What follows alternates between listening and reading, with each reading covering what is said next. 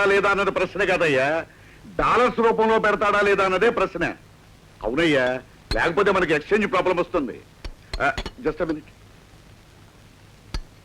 ఎవరు? బెనర్జీయా? ఏంటి వెంటనే బయలుదేరావాలా? అలా అయితే ఓ పని చేస్తాను, నేను ఈ పూట సింగపూర్ బయలుదేరి వెళ్ళి అక్కడ మన వాళ్ళతో డీల్ ఫినిష్ చేసుకుని అడ్డించి అంటే దుబాయ్ బయలుదేరి వస్తాను. ఓకే, అలాగే. డాడీకి మళ్ళీ ఫారెన్ ట్రిప్ వచ్చినట్టుందే.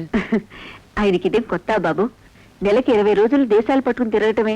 ఓకే ఏమో, అలా తిరిగి శ్రమ పడుతున్నాను కనుక ఈ రోజు ఈ సిటీలో #1 బిజినెస్ మ్యాగ్నెట్ గా ఉన్నాను.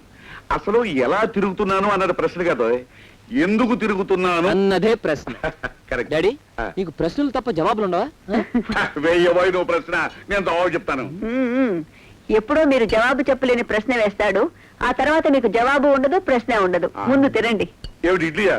ఇడ్లీలో కారపొడి నెయ్యాలంటే నేను తిన్నాను.